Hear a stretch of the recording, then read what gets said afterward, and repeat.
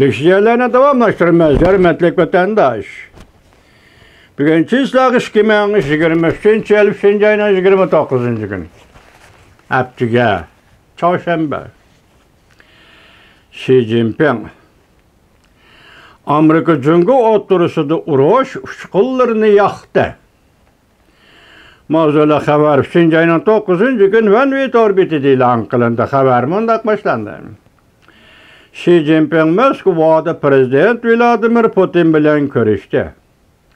Ular 2022 yil 2 ayının 24. günü Rossiya Ukraynaga tajovuz qilish arifasida Beijingda ko'rishgan. Ular shu qatim qo'shilishida cheksiz strategik munosabati borligini e'lon qilishgan edi. Her iki devlet, her iki taraf bir-biriga Amerika qarshi turishni qo'llaydiganligini bildirishgan. Tahlilchilar mundaq qiyos qilishdi. Xi Jinping prezident Vladimir Putinning Ukraynaga tajovuz qilishini allaqachon bilib bo'lib, yeşil chiroq yoqib bergan. Deyishdi. Rossiya nihoyatda tezlik bilan Ukraynani bo'ysundirishni, Zelenskiy hukumatini og'dirishni ko'zlagan bo'lsa-mu, lekin Ukrayna xalqining bu urush ko'rsatgan g'ayrati Rossiyaning nishonga yetishini to'sib qo'ydi. Xi Jinping hamda Rossiya Ukrayna urushi Jungoning Tayvanga hujum qilishiga munosabatlik deb qaradi. Besh burjaklik binoning sobiq amaldori Josh Bosko Capitol Hill'da maqola e'lon qilib mundaq ko'rsatdi. Xi Jinping Tayvanga hujum qilishni o'ylashib qolmay, Tayvanga hujum qilishning Amerikaga urush e'lon qilish ekanligini ochiq tunib yetdi.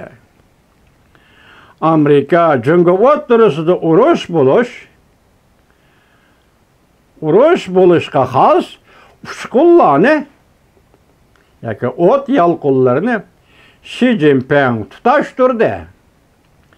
Amerika aktiv harakat qo'llanib, bu xatarlik ahvolga taqobil turishi kerak.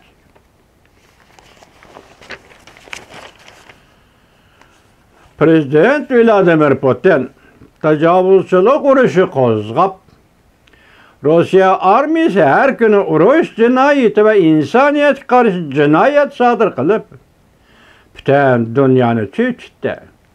Lekin bu Xi Jinpingning axloqini uyg'otolmadi. Jungo Kompartiyasi o'xshashla jinoyat sodir qilib Birlashgan Davlatlar Tashkiloti tarafidan ayblandi. Hamda sobiq prezident Trump hukumati va navbatdagi prezident Joe Biden hukumati bu jinoyatlarni Jungo irqiy qirg'inchilik sodir qilyotidi deb aybladi. Yana bir xabar. Agar Jungoni haqiqatan bostirmoqchi bo'lsa, Amerika bu kurashchi qo'shinni kuchaytirishi kerak deb ko'rsatdi. Mavzuli xabar 3 ayning 28 kuni OneWay orbitida e'lon qilindi. Xabar mundaq deyildi, yoki mundaq boshlandi. Jungo Rayn doirasidagi cho'ng davlat bo'lib qolmasdan taraqqiy qilib, yer shari bo'yicha cho'ng davlatga aylandi. Yaqinda Jungo Saudiya Arab bilan Ironni yarashtirgandek bo'ldi.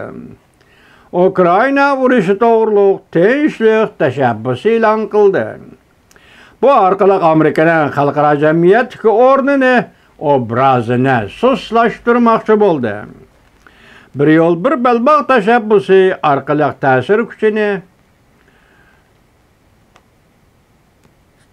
ta'sir kuchini Somintara bo'g'ozi va Hind okean, Iran, Pokiston qatorliq joylargacha kengaytmoqchi bo'ldi.